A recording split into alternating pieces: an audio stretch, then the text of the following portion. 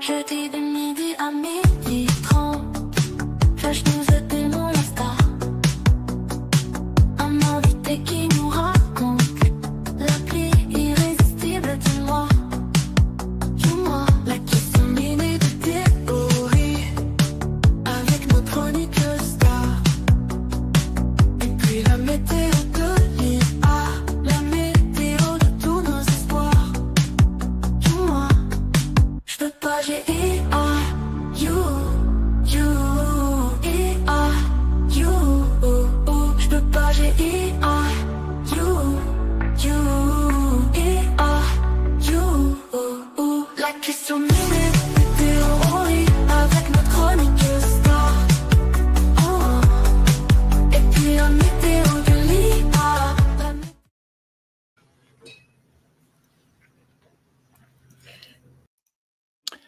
Bonjour à tous, on est jeudi, il est midi, c'est... Je peux pas, GIA, petite dédicace spéciale à Nathalie. Alors laquelle? Parce qu'on en a régulièrement 3 qui nous rejoignent et je ne sais pas combien on en a aujourd'hui. Alors aujourd'hui, on va avoir les Flash News, évidemment, les 3 Flash News.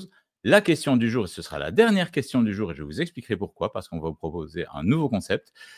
Une démo attendue par tous du fameux Grok 3 qui est en train de bouffer les croupières de tout le monde.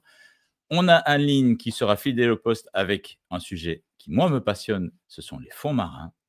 Et enfin, une petite météo des IA. Et à propos de météo, le boss est en Belgique aujourd'hui. En Belgique, qu'est-ce qui se passe? Il fait magnifique, il y a un grand soleil. Heureusement, maintenant, on a de belles tentures qui nous évitent d'avoir un contre-jour. Alors, c'est parti. Flash News numéro 1.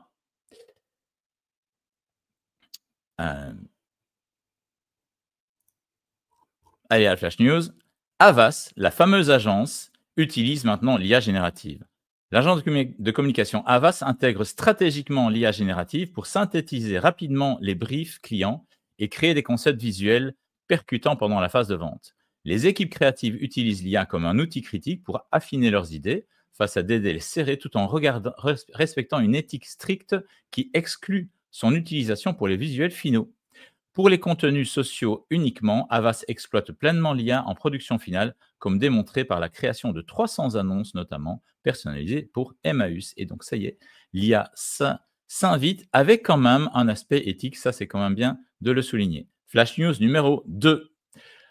L'usage controversé de l'IA par le DOGE. C'est quoi le DOGE? C'est le département d'efficacité gouvernementale d'Elon Musk qui utiliserait l'IA pour guider ses coupes budgétaires, suscitant donc l'inquiétude des experts qui y voient des risques majeurs pour la sécurité des données et les droits civils. Cette approche, couper d'abord, corriger ensuite, pourrait avoir des conséquences bien plus graves dans le secteur public que dans une entreprise privée, potentiellement mettant des vies en danger selon certains spécialistes.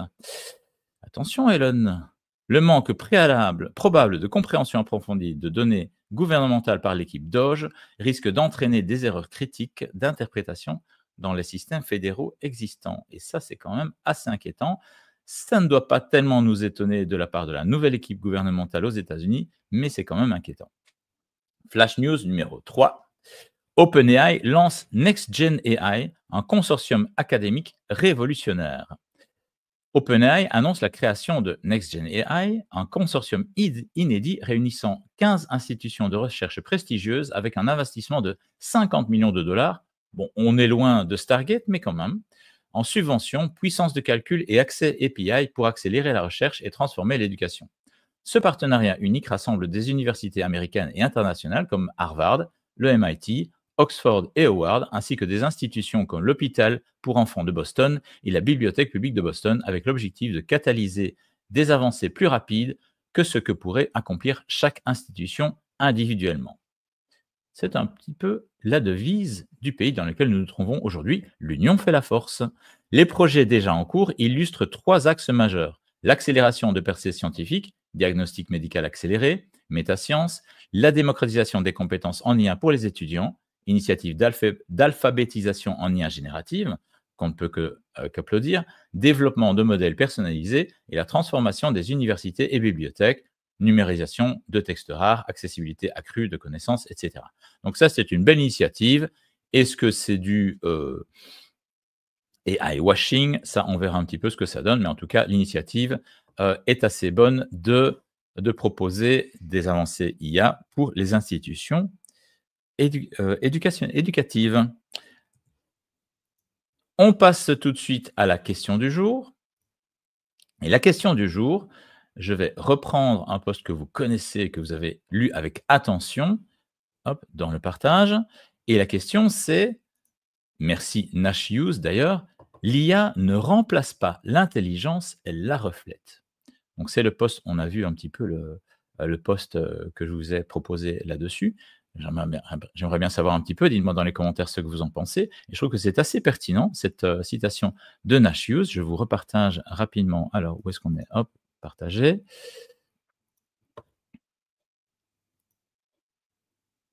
Voilà, on y est. On n'y est pas, on y est. Voilà, je vous ajoute ça. Donc, un beau cerveau humain en pleine ébullition. Et la réflexion était la suivante. Arrêtons avec ce mythe de l'IA qui va nous remplacer. S'il vous plaît, la vérité, c'est que l'IA, c'est comme un miroir. Elle ne fait que refléter l'intelligence qu'on lui donne.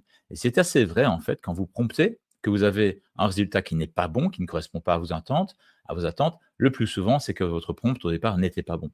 L'IA va vous donner, en fait, va refléter ce que vous allez lui demander. Si vous lui posez une question très générique, vous allez avoir une réponse très générique. Plus vous allez préciser et mettre de l'intelligence dans votre réponse, et plus l'IA, alors ce sont des modèles de probabilité, comme je vous le répète très souvent, donc plus l'IA va aller chercher des données qui sont similaires, qui sont probablement corrélées aux vôtres, et va vous chercher les données qui vont correspondre aussi à ces données-là. Donc plus vous allez chercher, vous allez préciser en fait votre demande, et plus vous allez avoir de la précision dans les réponses de l'IA, et vous permettre derrière, non pas de vous remplacer, mais de vous apporter des données ou pas des réflexions, mais des avancées pertinentes par rapport au sujet que vous souhaitez creuser. C'est ce que je fais très, très régulièrement. Donc, j'utilise l'IA pour plein de choses, pour faire des résumés, pour aller chercher de l'information. J'utilise beaucoup Perplexity pour aller chercher de l'information sur le net.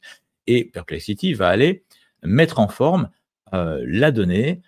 Plus je vais être précis dans ce que je vais demander à l'IA, et plus je vais avoir des données qui vont être pertinentes, qui vont enrichir en fait ma réflexion propre et me permettre d'aller plus loin et plus vite. Et c'est en ça qu'en fait l'IA va nous apporter de la qualité, c'est dans le fait qu'on va pouvoir aller plus loin dans nos réflexions et y aller plus vite. Donc, plus vous allez être intelligent dans la manière dont vous allez aborder l'IA, et plus vous allez avoir des réponses qui vont vous enrichir, vous aider à être plus pertinent, plus percutant et plus intelligent vous-même. Et donc l'IA, plutôt que de vous remplacer, va vous rendre plus intelligent. Tiens, est-ce que je n'entendrai pas IHA, intelligence humaine augmentée, qui est le concept que je vais de plus en plus développer et vous présenter? C'est l'IA qui augmente l'IH, l'intelligence humaine augmentée. Donc fini le combat entre les deux, on utilise l'IA pour augmenter notre intelligence humaine. Alors, je vois qu'il y a des commentaires là, hein. Mélanie qui nous retrouve, ravi de nous retrouver, mais nous sommes aussi ravis de te retrouver Mélanie, bien entendu. Et une des Nathalie qui nous dit bonjour, je suis certain que les autres sont derrière leur écran également, et Philippe, fidèle au poste. Bonjour à toi Philippe. On va passer maintenant à une rubrique que vous attendez tous, c'est la démo. Et la démo, aujourd'hui, comme je vous l'ai dit, ça va être le fameux Grok. Grok qui apparemment taille des croupières à tout le monde. Voici Grok. J'ai préparé quelques petits prompts un petit peu taquins, je vous l'avoue. On va commencer par ce premier prompt. Voilà. Quel impact va avoir le projet Stargate sur le développement des IA dans les années à venir? Qu'est-ce que Grok va faire avec ça?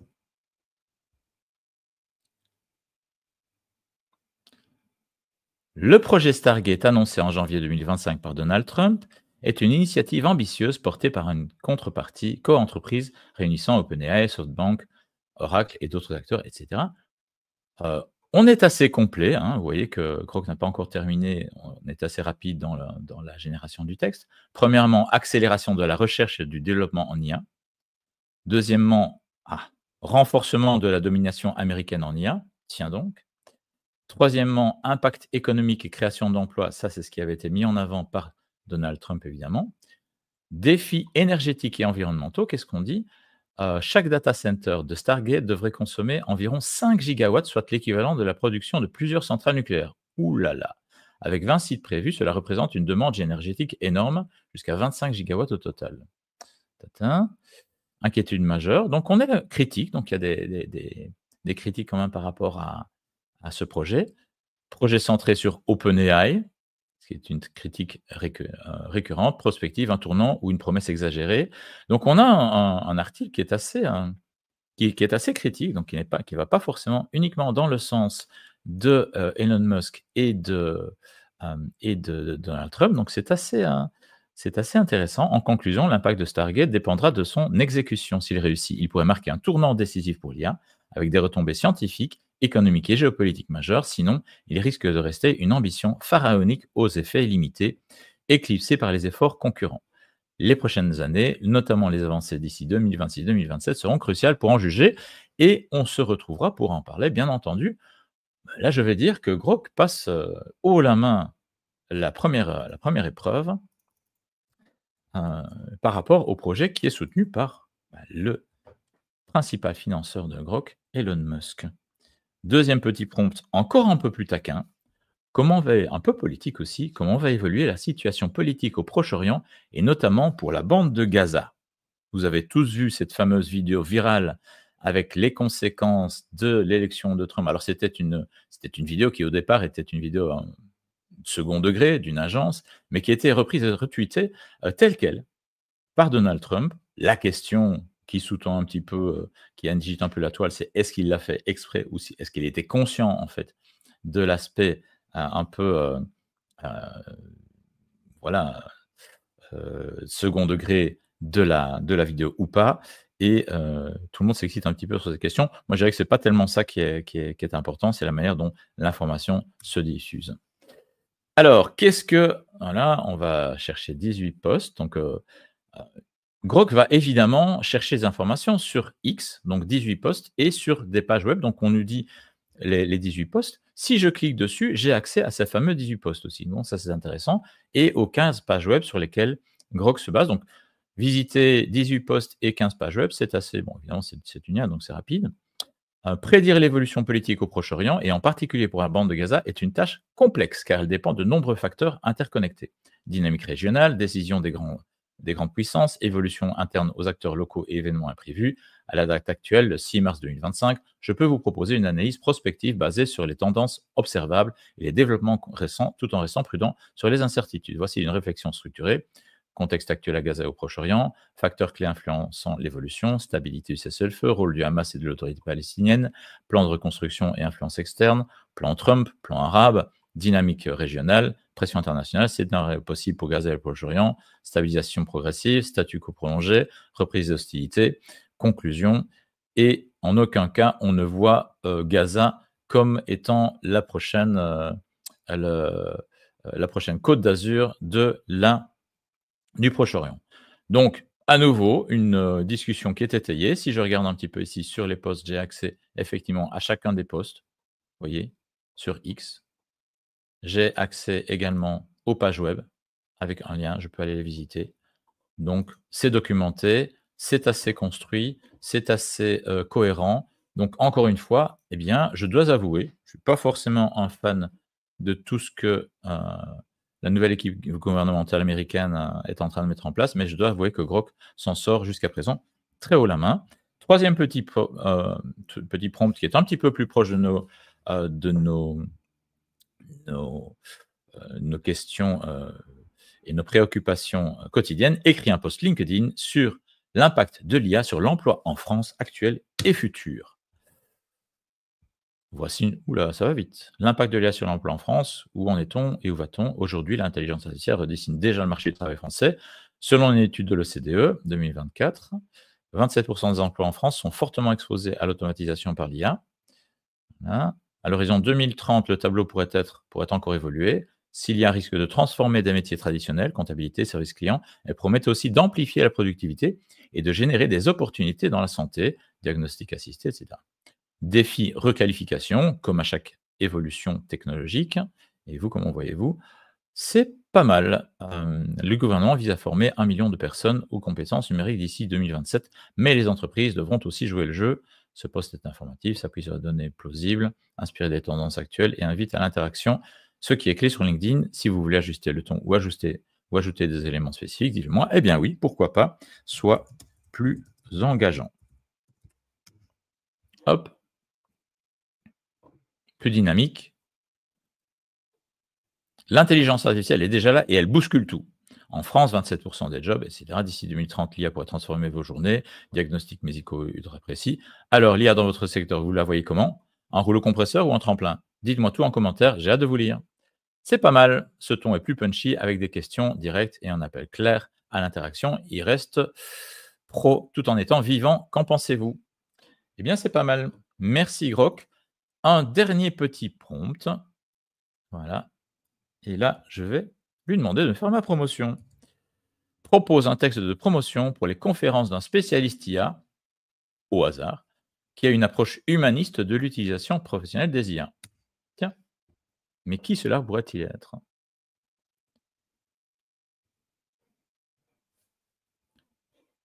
L'IA au service de l'humain, transformer le travail sans perdre notre âme.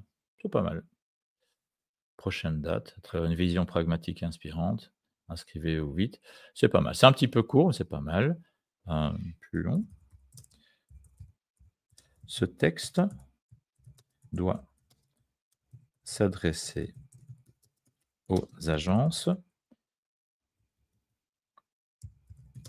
et doit promouvoir Emmanuel Donati, surnommé le boss de l'IA. C'est très intéressant de voir ce que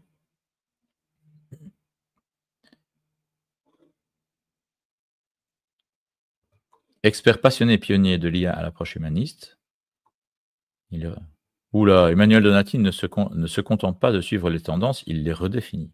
C'est très bien ça.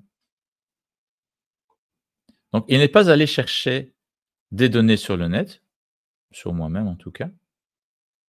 Pourquoi vos agences ne peuvent pas rater ça? Créativité augmentée, efficacité sans compromis, éthique à sens. Voilà. Au programme, les secrets d'une IA, des retours d'expérience d'agence, une session interactive, prochaines escales, Paris, Lille, non, ça c'est pas encore prévu, mais pourquoi pas, non? Si quelqu'un veut me faire intervenir à Paris le 15 avril ou à Lille le 22 mai, je vais vérifier quand même dans l'agenda parce que je pense que certaines l'une en tout cas au moins de ces dates est déjà prise. Donc voilà, c'est pas mal. Évidemment, on reste très imprécis puisque le prompt de base était relativement imprécis. Et donc, plus je vais préciser, plus je vais donner des précisions sur qui je suis, sur ce que je mets en avant, plus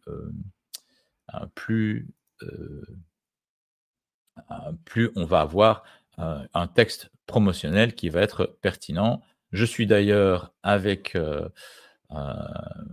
notre chère Anne-Line en train de travailler sur le site web et une certaine Nathalie également sur le site web du boss de l'IA.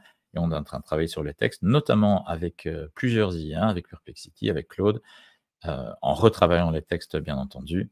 Et ça va être assez sympa. Voilà. Alors, on passe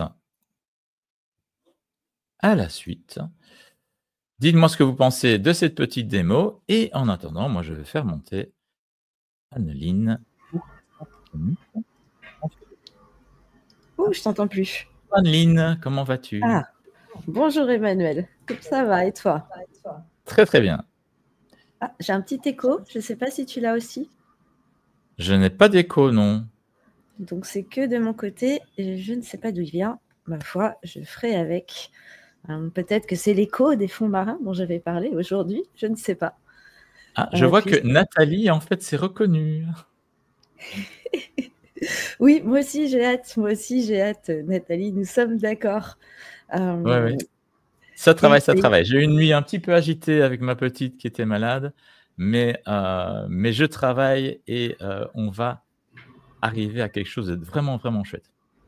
Bon, Oui, Anneline, on a une oui, passion commune tout à fait, depuis toujours, c'est la tout mer. à fait, tout à Alors fait. la mer, Mer, pas la maman, océan, mais la mer bleue, voilà. Les fonds marins, j'étais un grand fan de Jacques-Yves Cousteau quand j'étais jeune, je pense que toi aussi, et on va y tout à fait. revenir pour ta chronique d'aujourd'hui. Je Puisque, te comme tu laisse. le sais, je fais de la plongée depuis que j'ai 8 ans et ça fait pratiquement 35 ans. Pour les bons en calcul, vous connaîtrez comme ça mon âge cette année.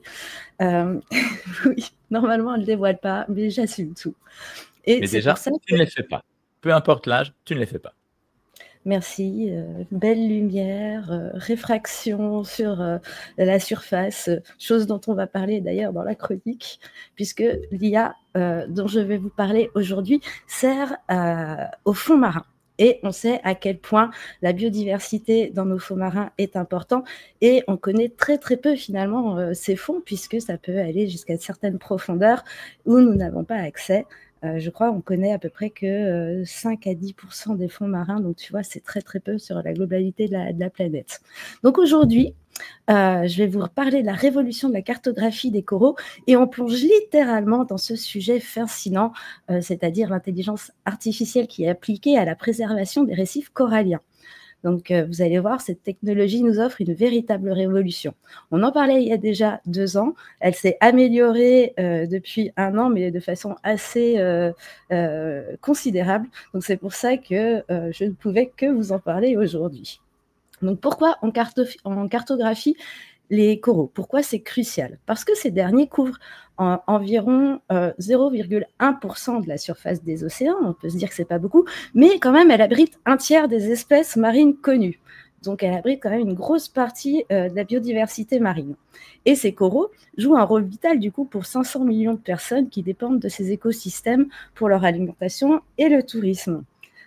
Et comme vous le savez, depuis plusieurs années, ils sont en grand danger avec le réchauffement des océans, la pollution, le blanchiment. Et on sait que c'est très difficile de faire reproduire des coraux, encore qu'on a eu aussi des avancées grâce à l'impression 3D. Tu vois, donc les nouvelles technologies servent quand même à l'avancée et à l'amélioration de notre planète. Donc ça, c'est quelque chose à souligner et que j'ai envie un peu de propager autour de moi.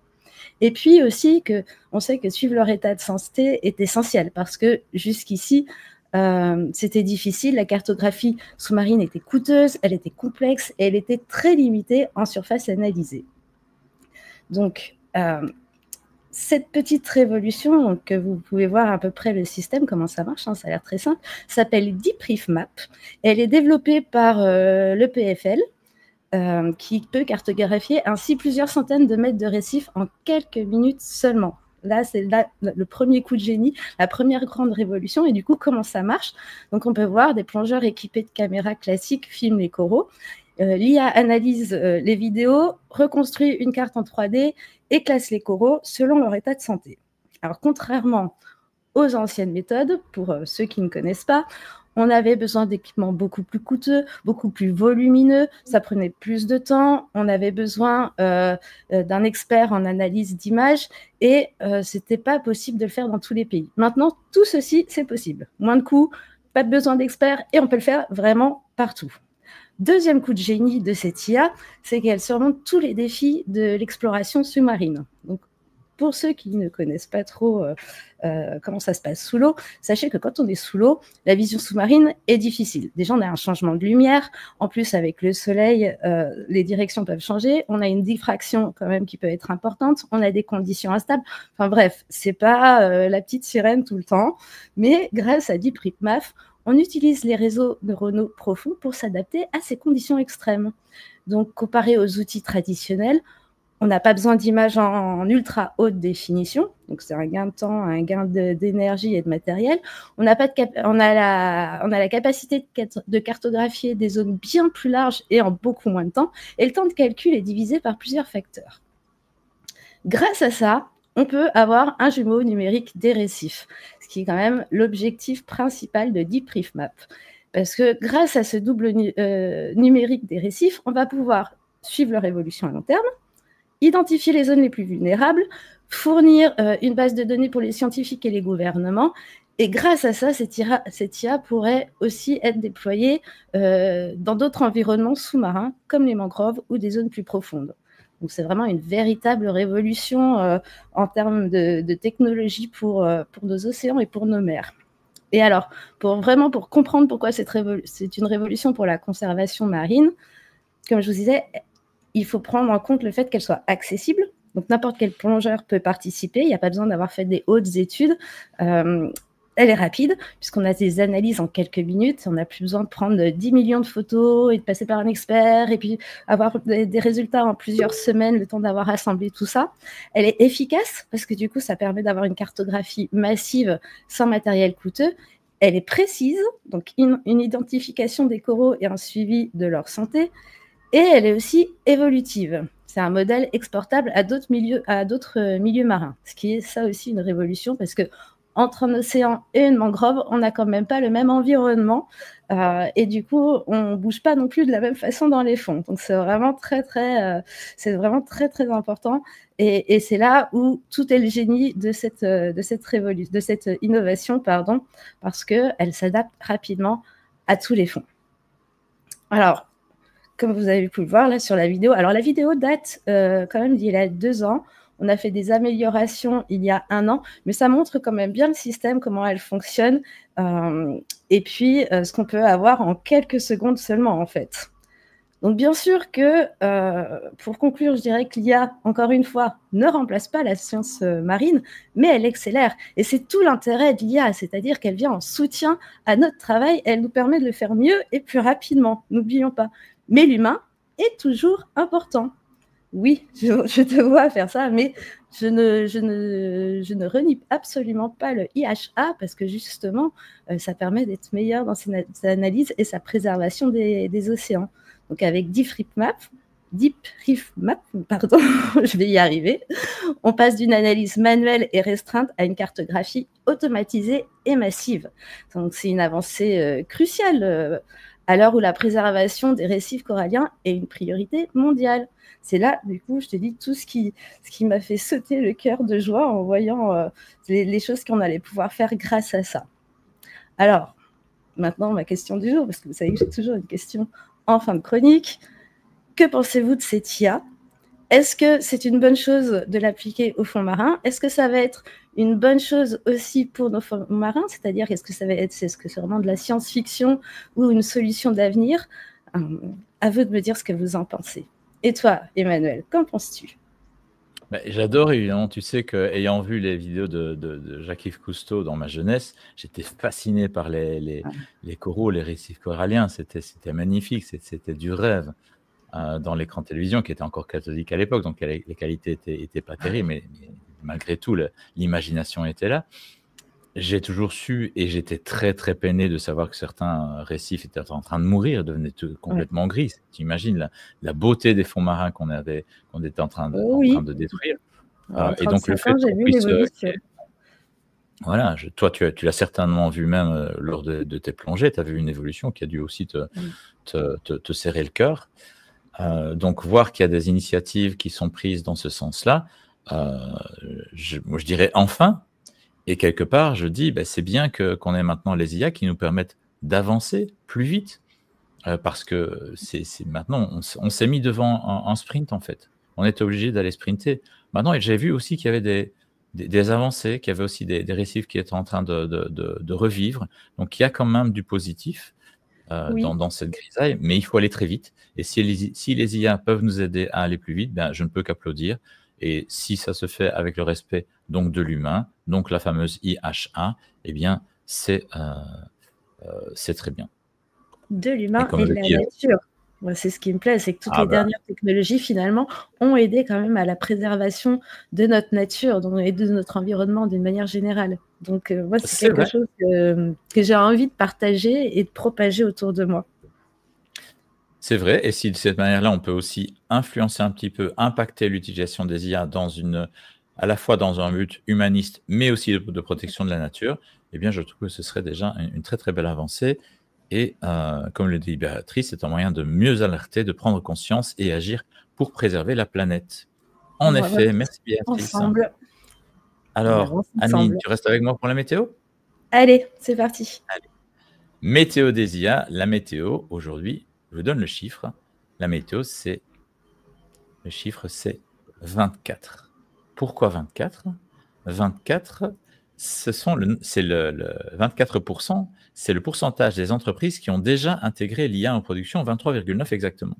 Donc, alors que 75% des entreprises sont déjà en phase d'expérimentation avec l'IA, alors déjà ou encore en phase d'expérimentation, c'est un peu selon, seuls 24% l'ont réellement intégré en production. Ce qui est intéressant aussi de dire, c'est que là-dedans, il est crucial aussi de pouvoir mesurer, donc de mettre des KPI en place qui mesurent les performances avant l'introduction des IA, après l'introduction des IA, mais il y a encore 76% des entreprises qui doivent se mettre à la production avec l'IA. Et ça, c'est important de le dire. Donc, allez-y, choisissez, mettez-les en place de manière structurée, de manière consciente et de manière bien accompagnée. Tiens donc, je connais peut-être quelqu'un pour le faire. Mais en tout cas, les IA deviennent incontournables. On le voit avec des avancées qui sont humanistes, qui protègent la nature aussi. Donc, appuyons-nous sur les IA, n'en ayons pas peur. Apprivoisons-les pour en faire, pour nous rendre meilleurs encore. Encore, vous, qu'est-ce que tu en penses, Aline ? Eh ben, tu sais que je valide à chaque fois ton discours parce que je suis 100% d'accord avec toi. Très bien. Alors, je voudrais revenir un petit moment sur la question du jour, parce que la question du jour, c'est une rubrique qui va disparaître, qui va être transformée en fait en la question de la semaine. Et donc, dorénavant, qu'est-ce que je vais faire ? Je vais vous faire bosser. Je vais vous demander, le lundi matin, je vous envoie... Oui, toi, Anne-Lyne, je te fais déjà bosser. Mais les auditeurs aussi, ils vont bosser, tu vois. Mais oui, je trouve que c'est très bien, très très bien. Voilà. Oui, parce que c'est nous qui nous tapons tout le travail au final, donc un peu à eux, hein, voilà. Un peu. Donc le lundi, je vous poserai une question et je ferai un sondage et on discutera des résultats de ce sondage en direct dans Je peux pas GIA le jeudi. À quelle heure encore ? Midi, il me semble. Oui. Ok, c'est parfait. Eh bien, Anne-Lyne, il me reste moi à te remercier. Il reste à remercier nos auditeurs. Il est 32, on n'a pas trop débordé aujourd'hui, hein. Et on vous dit évidemment à jeudi prochain. À jeudi prochain. Pour GIA. Jeudi prochain midi. Et jeudi prochain midi, je serai à Paris. Et donc, je vous ferai une petite session avec, j'espère, la Tour Eiffel, la vraie, en toile de fond. Voilà. À bientôt. Passez une excellente semaine. Et à très bientôt. Bon appétit. Bon appétit, bien sûr. Bon appétit, les boss. Je peux pas, j'ai IA, you, IA, you, je peux pas, j'ai IA, you, IA, you, la question minute, météo en lit, avec ma chronique star, et puis la météo de l'IA, la météo de tous nos espoirs, jeudi de midi à midi 30, Flash News et démon la star, un invité qui nous raconte l'appli irrésistible du mois, je peux pas, j'ai